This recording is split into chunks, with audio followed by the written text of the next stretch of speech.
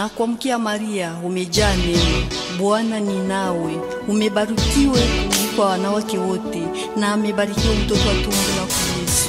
Maria mtakatifu, mama wa Mungu, utuombee sisi wakosefu, sasa na wakati wa kufa kwetu. Amen.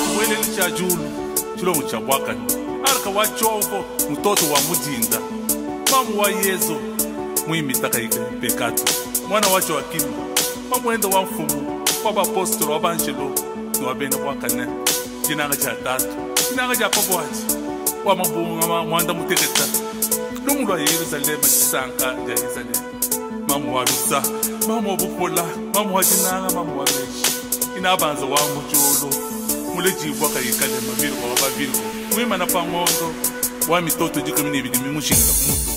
Bonsoir à tous et merci de nous rejoindre dans cette émission Foi et Raison. Le plaisir est nôtre de vous retrouver de Kinshasa, de Brazzaville, de partout, de par le monde, à travers notre site, et nous pensons qu'à travers Canal aussi, vous nous suivez. Eh bien, je ne suis pas seul, je suis avec Monsieur l'abbé Hubert Katawa, à qui j'ai dit bonsoir, Monsieur l'abbé. Bonsoir, Monsieur Dani. Oui. Très bon mois marial à vous. À vous aussi. Voilà, nous sommes ensemble et notre thème de ce soir, il s'agit de Marie, notre mère. Marie, notre mère. Monsieur l'abbé, ma première interrogation, ma première question est de savoir que représente la Sainte Vierge dans la vie de chrétien. Nous savons que c'est très important de développer cette intimité avec notre mère. Voilà, je vous pose d'entrée de jeu cette question. Que représente la Sainte Vierge dans la vie de chrétien? Marie est pour les chrétiens d'abord la mère de Dieu. Et cette mère bien-aimée, les chrétiens la découvrent comme leur mère et effectivement, elle est devenue leur mère. Une mère adorable.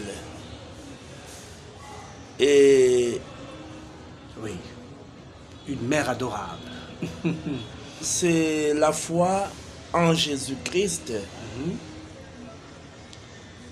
qui les invite à la considérer et la proclamer comme mère de Dieu et mère de tous les hommes. Oui. Bien, Monsieur l'abbé, nous voulons effectivement cette... vous avez été plusieurs fois fait cette expérience dans votre propre vie.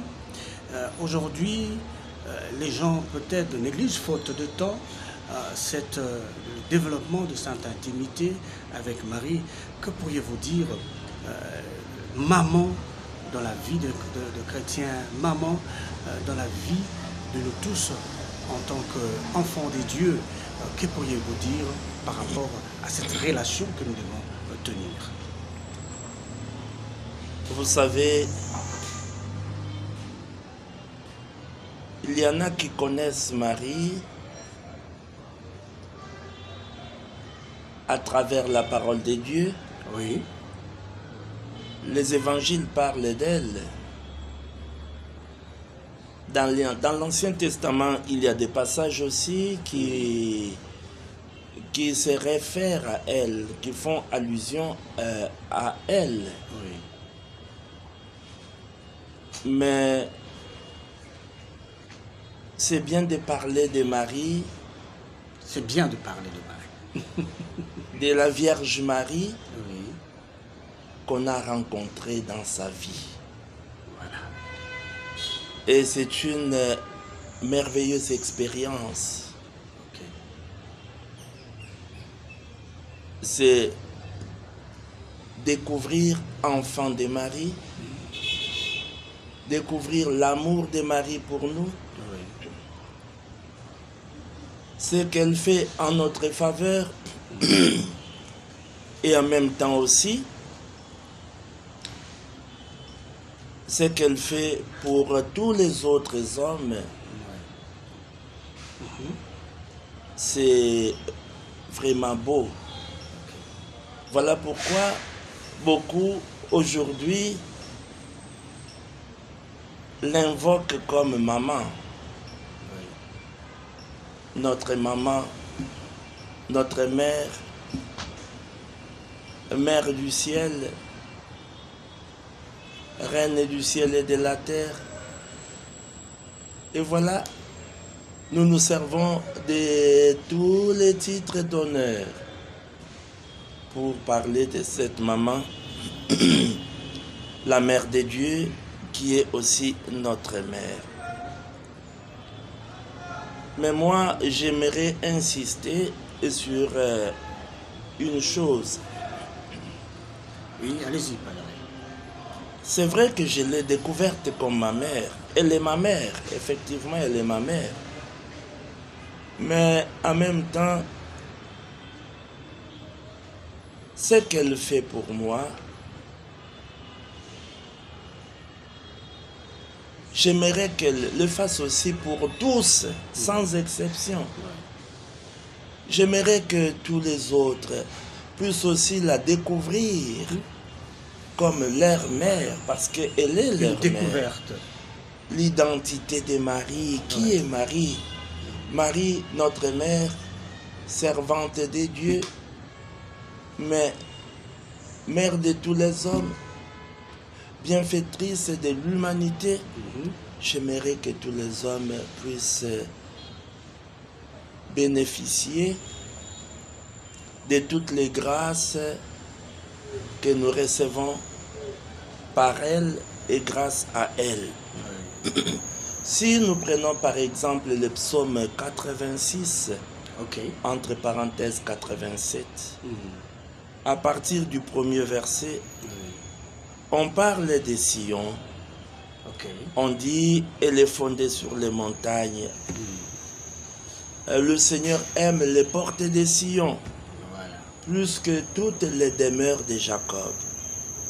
Mais on considère Sion comme la ville de Dieu. Pour ta gloire, on parle de toi, ville de Dieu.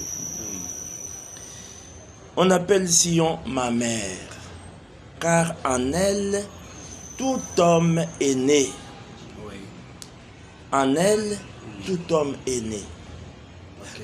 C'est lui le Très-Haut qui la maintient, qui la soutient. Oui.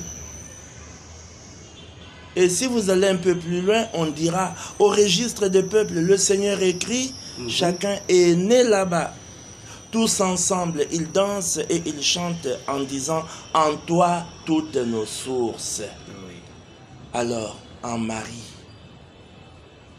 Marie, mère de tous les hommes, Marie qui a porté la vie. Le Christ lui-même dira, je suis le chemin, la vérité et la vie. Exactement. Mais le Christ n'est pas la vie de quelques personnes. Elle est la vie de l'humanité tout entière, la vie de tous les hommes.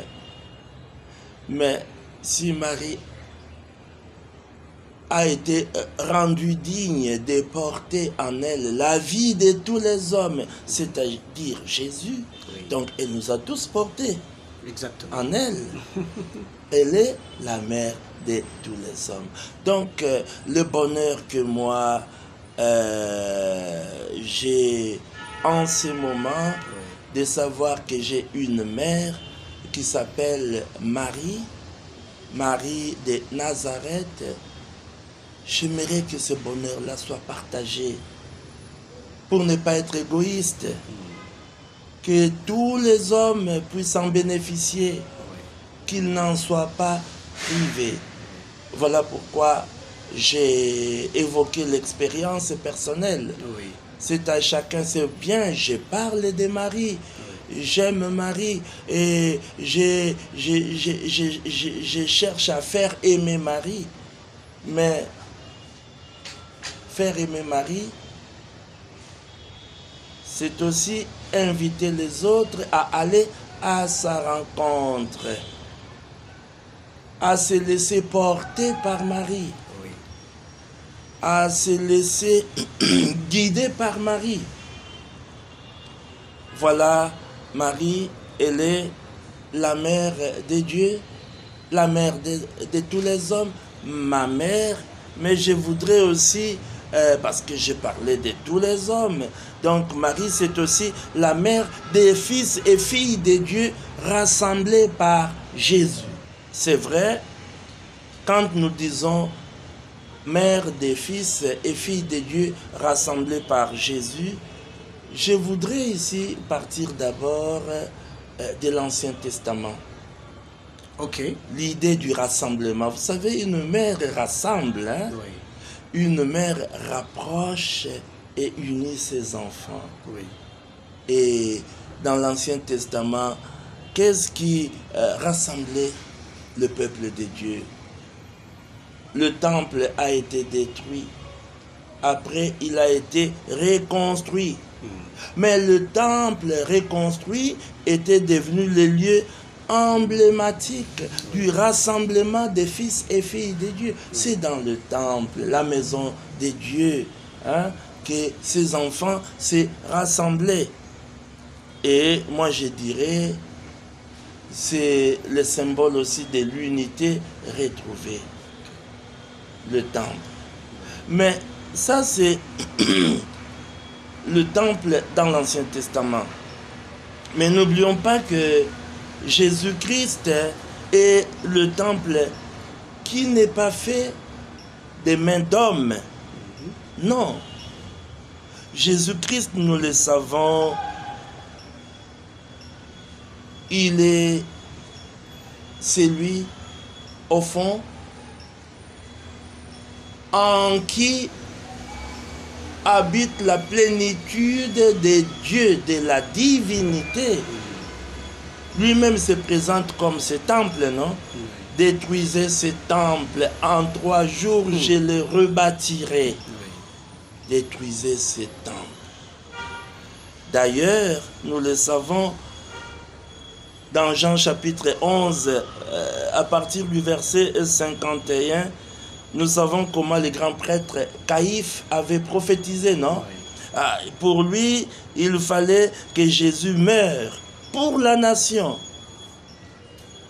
Il fallait qu'il meure pour rassembler les enfants de Dieu dispersés, les rassembler dans l'unité.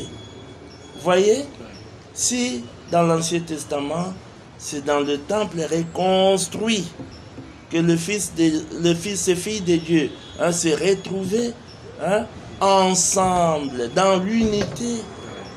Mais maintenant, c'est en Jésus-Christ, le temple qui n'est pas fait de main d'homme, c'est en lui qu'il y a les rassemblements des enfants de Dieu. Mais quand je dis les rassemblements des enfants de Dieu, mais ces enfants-là ont une mère. Ok. Et c'est la Vierge Marie. Oui. Quand je dis c'est la Vierge Marie, je l'ai déjà dit. Marie est celle qui a porté en son sein le temple de Dieu, le véritable temple de Dieu, Jésus-Christ. Et voilà, Marie, c'est celle aussi qui favorise cette unité. Oui. Chaque fois qu'elle nous invite à écouter son Fils, chaque fois qu'elle nous invite à servir son Fils, à lui obéir, Oui. alors elle favorise ces rassemblements, hein, ces rapprochements et cette unité. Voilà pourquoi nous devons donc nous sentir vraiment bienheureux. Bienheureux. Bienheureux parce que nous avons une mère qui nous rassemble autour de Jésus-Christ, le véritable temple de Dieu. Le véritable temple des dieux. Merci beaucoup, monsieur l'abbé, pour ces amples explications en ce qui concerne l'exaction ou la grâce que nous avons d'avoir Marie notre mère. Mais, monsieur l'abbé, nous voulons comprendre ou nous voulons justement saisir cette opportunité pour savoir comment nous réapproprier de ce cœur de Marie pour suivre le Christ. Parce que vous avez très bien dit que le Christ nous rassemble, Marie nous rassemble autour du Christ. Voilà. Maintenant, comment avoir ce cœur de faire du bien aux autres, de rassembler, d'apporter de la joie aux autres et de se mettre un peu en second plan pour aider les autres et vivre véritablement la vie d'un chrétien, la chrétienté. Voilà comment nous réapproprier le cœur de Marie pour suivre Jésus. Moi, quand nous parlons,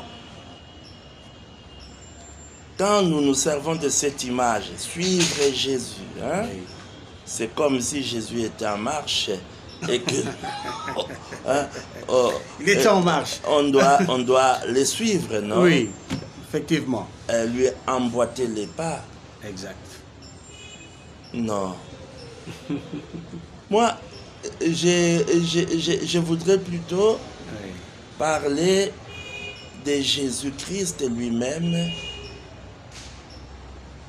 qui est la vie, qui donne la vie et qui fait vivre. Voilà. Parce qu'il est amour. Alors, si il fait vivre, il donne la vie. Marie, le cœur de Marie, c'est Jésus. Moi, je ne vois pas c'est Jésus. Comment je peux aller chercher loin. Oui. C'est Jésus lui-même qui est le cœur de Marie, qui est le centre de sa vie, qui est tout pour Marie. Jésus qui fait vivre. Jésus qui est cet amour qui donne la vie. Alors, nous réapproprier le cœur de Marie, au fond, c'est accepter Jésus dans sa vie, donner à Jésus la première place, oui, qu'il soit au centre de notre vie. Aux commandes. Et quand il est au centre de notre vie, il habite en nous. Il prend toute la place en nous, dans notre cœur. Alors, je ne vois pas comment je peux suivre Jésus, mais je vis avec Jésus. Ok. Je suis avec lui, il est avec moi. Donc, Voilà. il devient ma vie. Et quand j'essaie de faire le bien, au fond, c'est lui-même qui, en moi, Oui. agit. Ok. Ok. Voilà pourquoi je dirais, c'est vrai, s'il faut dire suivre Jésus, moi je parlerai de vivre en Jésus-Christ. Vivre en Jésus-Christ. Vivre pour Jésus-Christ. Ok. Vivre avec Jésus-Christ. Mais tout cela change notre vie aussi. Oui. Alors, c'est vivre en enfant de Dieu, comme le Christ qui a vécu en fils du Père. Voilà. Voilà. Bien dit, nous progressons, mesdames et messieurs, dans cette émission Foi et Raison. Oui, nous parlons de Marie, Marie notre mère. Et voilà, monsieur l'abbé s'est étalé là-dessus pour nous faire comprendre effectivement que le cœur de Marie veut dire simplement Jésus-Christ qui est le cœur de Marie. Et donc, nous devons justement nous réapproprier de ce cœur. Nous devons mettre Jésus-Christ au centre de notre vie et qu'il puisse régner. Voilà, nous progressons avec vous. Merci si vous nous rejoignez à l'instant. Monsieur l'abbé, c'est vrai, il y a un angle, un aspect très important que nous revenons en tant que chrétiens catholiques, sur la prière, sur l'intercession de Marie, elle qui prie pour nous. Voilà, je sais que vous êtes vraiment attaché à cet aspect, la prière. Et voilà, je vous passe la parole pour nous décrire un peu l'importance, nous décrire un peu comment raviver notre vie par la prière du chapelet, notamment l'intercession de Marie dans notre vie. Monsieur l'abbé. Voilà. Quand nous parlons de la prière, c'est toute une vie. La prière, c'est un état. Certains diront la prière, c'est une rencontre. Une rencontre, oui. Amoureuse de l'homme avec son Dieu. Ok. Et cette rencontre est animée par l'amour. Comme pour dire, au début de la prière, il y a l'amour. Ok. Et à la fin de la prière, il y a plus d'amour. Il y a plus d'amour. Plus d'amour. Ok. Ah, ça c'est très bien dit. Alors, la prière, c'est, au fond, la présence de Dieu offerte à l'homme. Une présence bienfaisante, une présence vivifiante, une présence bienveillante, une présence amoureuse, mais une présence offerte. Au fond, Gratuitement. c'est Dieu qui se donne à l'homme. C'est Dieu qui rencontre l'homme. Et l'homme est attiré par ce Dieu qui est amour, par ce Dieu qui est lumière. Oui. Et voilà pourquoi, pour nous chrétiens, nous dirons, sans la prière, nous sommes perdus. Comment ça? Comment nous sommes perdus. Mais sans la Il y a prière, des gens qui s'en passent de la prière. mais sans la prière, c'est l'angoisse, non? Ok. Qui nous habite. Oui. C'est comme si on nous avait abandonnés. Ok. C'est comme si on était dans le noir. Dans le Parce que tourment. j'ai dit, nous sommes attirés par sa lumière, Oui. par son amour. Oui. Hein? Exactement. Et j'ai dit, sans la prière, nous sommes perdus. Parce que la prière aussi est considérée aussi comme la respiration de l'âme. La respiration de l'âme. La respiration de l'âme. Ok. Et vous savez, nous sommes condamnés à respirer, non? Oui. Nous sommes Sinon, condamnés l'oxygène. à respirer. Oui. Quand on refuse de respirer, Oui. c'est grave. On finit par mourir.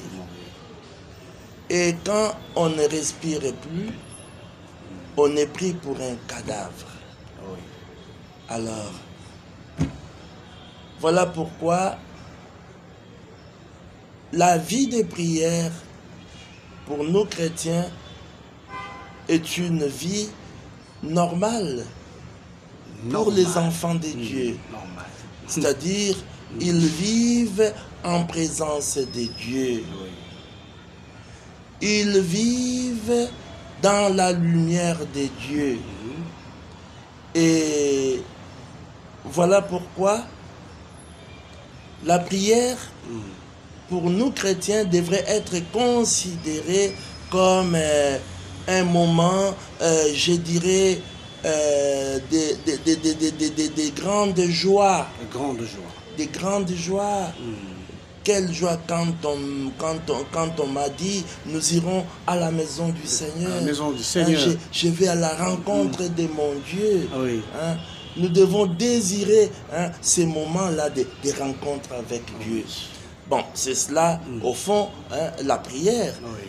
Mais quand je parle de la prière, je n'aimerais pas qu'elle soit réduite Ok. à certains petits moments, je dirais programmés, Ah, ok. et qui nécessitent certains gestes, Oui. certaines postures. Un Non. rituel. Si on se limite à cela, alors on appauvrit la prière. Ok. Et la prière Une dimension devient plus grande. et risquerait de devenir une corvée. Vous savez qu'il y a des gens qui prient bien quand ils sont à genoux. Mais est-ce que vous pouvez rester à genoux toute la journée? Et le Christ dit prier sans cesse. Ok. Mais comment prier sans cesse si la prière est et c'est que nous et comme nous l'avons imaginé. Imaginez. Non, la prière c'est au fond l'homme en présence de son Dieu, Oui. l'homme qui se laisse aimer, Ok. qui se laisse porter et qui est heureux. Heureux. Oui, quand je dis heureux, heureux ne signifie pas que je ne souffre pas, parce que dans la prière, nous voyons plusieurs aspects, non? Oui. Et on vous dira, on donnera même les raisons qui nous poussent à prier. Ah oui. Quand on est dans la joie, On prie. oui, la joie nous arrache aussi ces cris pour dire merci Seigneur, Merci Seigneur. alléluia Seigneur. Mais la douleur Oui. peut aussi nous arracher un cri. Oui. La tristesse peut nous arracher un cri. L'angoisse, la peur, ça peut aussi nous arracher un cri. Parce qu'il y en a qui définissent la prière comme étant le cri de l'homme. Oui. Les cris de l'homme. Le cri de l'homme Oui. lancé vers Dieu. Lancé vers Dieu. Oui. Mais ce cri, comme je viens de le dire, peut lui être arraché par la joie, par la tristesse, par la douleur, et voilà. Mais ici, quand nous parlons de la prière, j'ai parlé de la présence de Dieu. Oui. Quand nous parlons de la prière, mais vous savez, on n'est pas seul quand on prie. Oui. Déjà, quand on invoque le nom de Jésus, les anges accourent. Les anges tombent à genoux, s'inclinent, parce que le nom de Jésus est prononcé. Ok. On n'est pas seul quand on prie. Mais quand on prie, on est habité par les autres, Habité par les autres. la présence des autres. Ok. Dans mon cœur, je porte un ami, Oui. mais cet ami-là qui est malade, Oui, oui. il est dans mon cœur et je vais à Dieu avec lui et je vais le présenter aussi à Dieu. Oui. Dans mon cœur, je porte peut-être une autre personne Oui. qui m'a fait du bien, qui a réjoui mon cœur, qui m'a sauvé la vie. Mais je vais présenter cette personne au Seigneur et dire merci au Seigneur de m'avoir permis de rencontrer cette personne dans ma vie. Vous voyez? Voilà pourquoi quand nous parlons de la prière, je vois aussi l'humanité en prière qui passe par nous, nous qui allons à la rencontre de Dieu, nous qui allons vers lui, accompagnés de nos frères et sœurs. Nous ne voulons pas nous présenter devant lui main vide, cœur vide, mais entourés de nos frères et sœurs. Hein? Et voilà pourquoi je voudrais insister. Nous sommes au 5e mois, c'est le mois de mai, mois de Marie. J'ai ici mon chapelet. Hein, j'ai ici mon chapelet. Bon, le chapelet, on dira, c'est une prière mariale, non? Oui, prière mariale, oui. À l'école de Marie, nous prions avec Marie. Avec Marie. Et en priant avec Marie, Marie, cette mère qui nous rassemble autour de Jésus. Cette mère qui nous apprend à vivre en enfant de Dieu, Oui. comme Jésus. Mais en même temps, cette mère qui nous invite à penser aux autres. D'ailleurs, on dit, le chapelet, c'est la prière de l'homme pour l'homme. La prière de l'homme pour l'homme. Nous prions pour les vivants, nous prions pour les morts. Nous prions pour les personnes que nous connaissons, nous prions pour aussi les inconnus. Mais au fond, c'est l'Église qui prie, c'est l'Église qui offre. Et voilà pourquoi pendant le mois de mai, nous qui nous découvrons enfants de Dieu, nous qui nous découvrons une famille autour de Jésus-Christ, et reconnaissant Marie comme mère de Dieu, mère de la vie, mère de Jésus-Christ qui est notre vie, alors nous nous laissons guider par elle. Nous allons à Dieu, mais accompagnés. Marie est avec nous. Oui. Nous allons à Jésus, mais par Marie. Hein? Voilà pourquoi pendant le mois de mai, nous nous entraînons à l'école de Marie Oui. à être solidaires. Solidaire, oui. D'ailleurs, là où on fait la prière du chapelet, vous verrez qu'il y a là des riches et des pauvres. Il y a là des savants et des analphabètes, des pauvres vieilles mamans, des vieilles personnes qui n'ont jamais été à l'école. Voyez comment cette prière nous rassemble. Nous Exactement. oublions nos différences, Oui. différences des races, d'âge, hein, et nous sommes là avec notre mère. Parce qu'une mère rassemble autour d'elle tous ses enfants. Et parmi ces enfants, il y en a qui sont bons, il y en a qui sont mauvais, il y en a qui sont doux, il y en a qui sont violents. Hein. Alors voilà, la prière qui rassemble, c'est aussi, hein, le chapelet. Le chapelet. Oui. Vraiment, monsieur l'abbé, nous y reviendrons hein, avec beaucoup plus de profondeur. Mais vous avez suivi comment cette prière nous rassemble.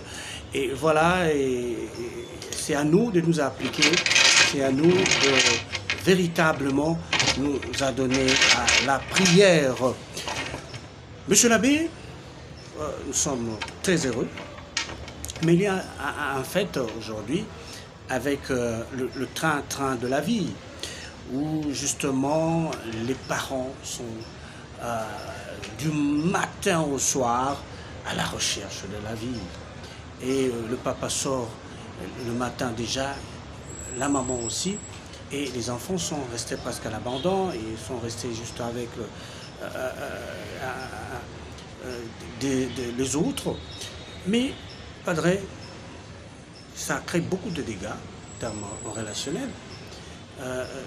Comment est-ce que, à l'exemple de Marie, nous avons parlé de ce cœur qui est Jésus-Christ, comment est-ce que nous pouvons réellement nous servir de cet exemple de la Sainte Vierge pour rééquilibrer une famille en péril? C'est vrai que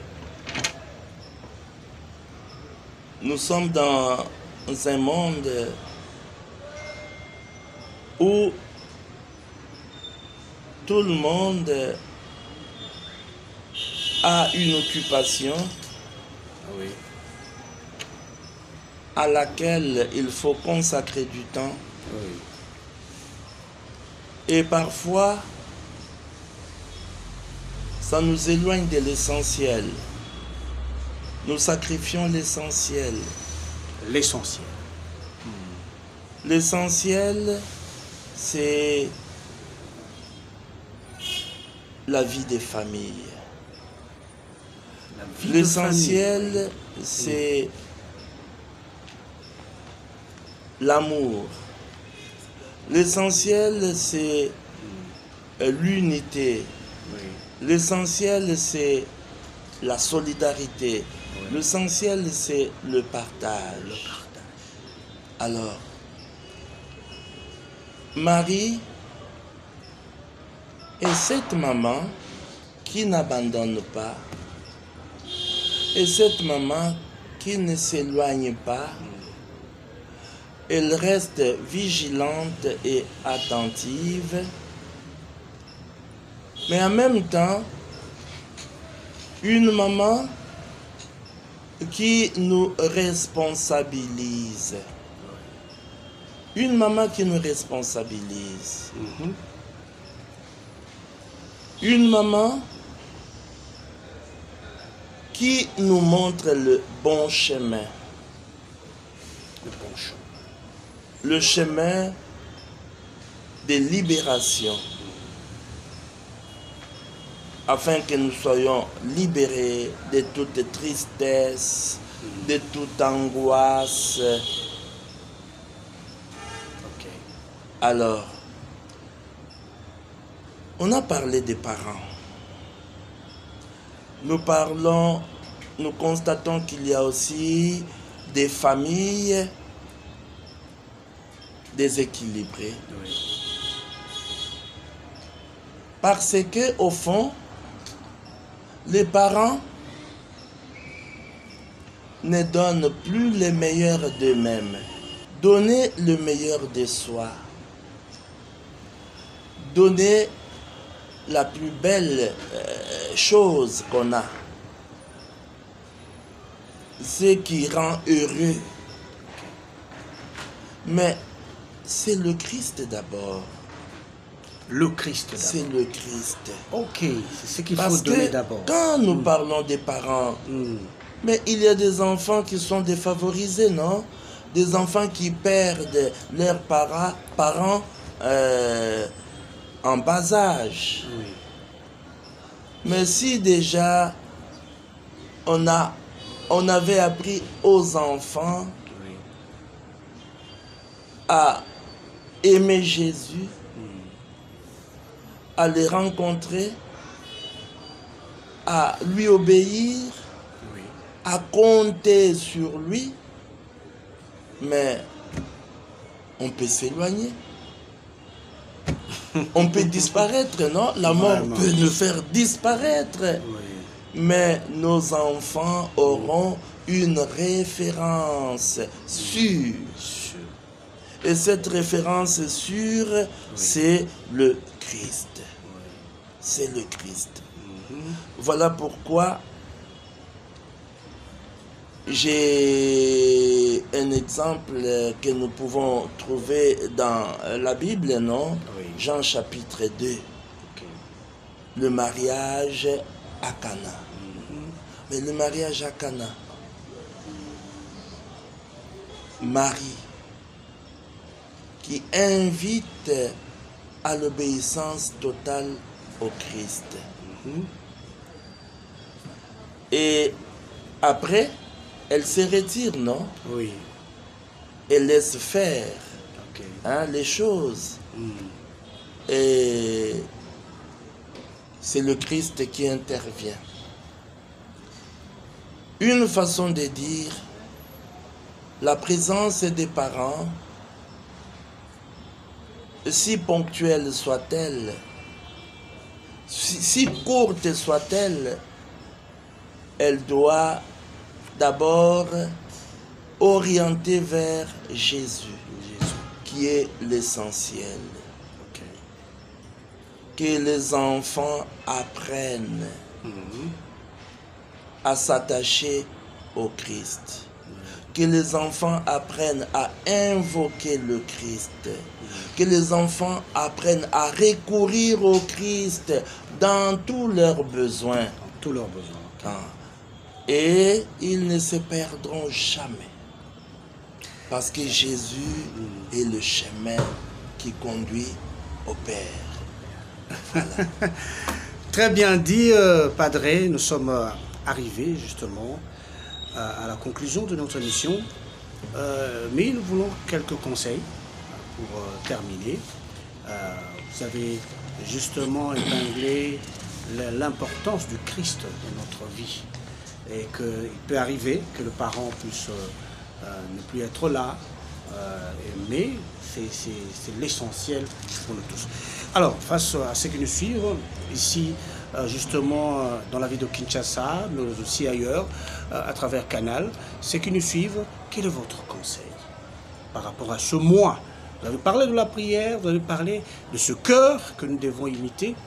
Et voilà, je vous donne la parole pour justement vous adresser à ceux qui nous suivent.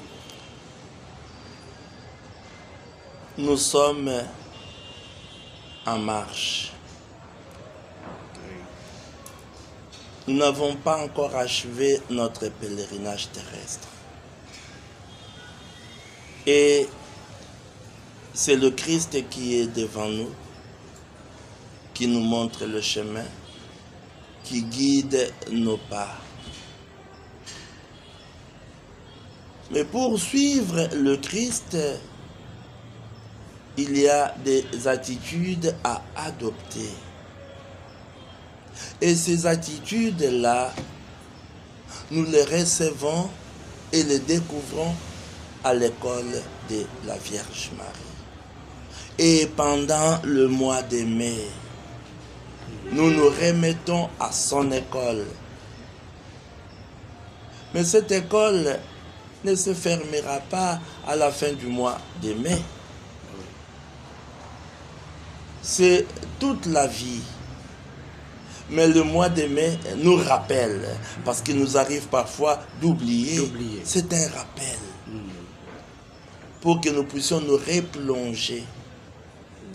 Et voilà, quand je parle des attitudes, il y en a plusieurs.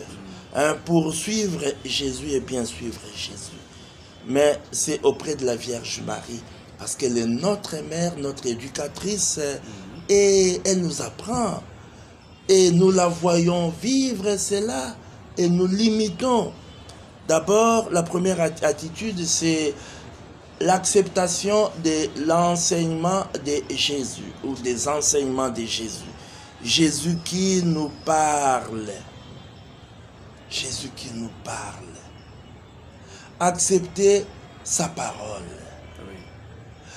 Et reconnaître qu'il dit la vérité. Et quand on accepte sa parole, on l'accepte lui-même. On l'accepte lui-même. Et on reconnaît Jésus comme celui qui a les paroles qui sauvent. Marie est la première, a été la première à être disciple de Jésus. Quand je dis être disciple, parce que le Christ, quand on lui avait dit, ta mère, tes frères, tes sœurs sont là et te cherchent, et il a dit, mais qui est ma mère, qui sont mes frères et mes sœurs? C'est lui qui écoute la parole de Dieu et la met en pratique. Mais une façon je dirais, de montrer comment, d'honorer sa mère comme celle qui écoute la parole et qui la met en pratique. Donc, à l'école de Marie, nous allons écouter la parole, apprendre à écouter la parole, à écouter Jésus et à vivre de cette parole. Mais il y a aussi une autre attitude. Il faut accepter d'agir avec Jésus. Parce que malheureusement, pourquoi nous nous fatiguons? Et c'est vrai, nous faisons de bonnes choses. Nous sommes vraiment dynamiques. Mais nous nous épuisons très vite. Parce que nous cherchons à faire, à agir pour Jésus. Quand on agit pour Jésus, on se fatigue, on s'épuise. Il faut agir avec Jésus. Et là, c'est lui, finalement, qui nous soutient, qui nous aide, qui nous réconforte et qui nous assiste. Et la Vierge Marie, vous savez, la Vierge Marie à Cana, moi je peux dire qu'elle avait agi avec Jésus. Avec Jésus. Et elle a eu même recours au Christ, non? Et il y a aussi une autre attitude. Nous devons vivre dans l'obéissance. Accepter d'obéir. Mais quand nous parlons de la Vierge Marie, Notre-Dame de l'obéissance, est-ce qu'aujourd'hui, nous vivons dans l'obéissance à la volonté de Dieu? Est-ce que nous vivons dans l'obéissance à nos parents pour les enfants? Non. Apprendre à obéir. À obéir quand c'est Dieu qui parle à travers les autres, à travers les parents. Vivre dans l'obéissance. L'obéissance dans notre vie quotidienne. L'obéissance à Dieu. Et la dernière attitude, c'est quoi? La dernière attitude? Chacun de nous doit accepter ce qu'il est. Ok. Afin de permettre à Dieu de transformer sa vie. J'accepte ce que je suis pour permettre à Dieu de me transformer. Et la Vierge Marie, vous savez, elle s'est considérée, elle s'est reconnue comme servante. Humble servante. Marie au service de la vie de l'humanité, au service du Fils de Dieu, au service des hommes. Et voilà, Dieu a transformé cette servante en reine. en reine. Ah, voilà. Très bien dit, monsieur l'abbé. Je pense que ceux qui nous ont suivis et ont partagé vraiment la même quintessence de la compréhension. Et nous sommes arrivés à la fin, monsieur l'abbé. En tout cas, merci pour toutes ces explications, les détails sur notre thème qu'on a expliqué aujourd'hui. Marie, notre mère. Merci, mesdames et messieurs, d'avoir suivi cette émission. Nous pensons que vous avez aimé et que le plaisir était partagé, que vous avez suivi de Kinshasa, de la République démocratique du Congo, de toute l'Afrique, ainsi de par le monde. Merci en tout cas d'avoir suivi cette émission. Nous prenons rendez-vous prochainement dans cette émission Foi et Raison. En attendant, portez-vous bien sur les antennes de la télévision catholique Elikia. Bonsoir chez vous.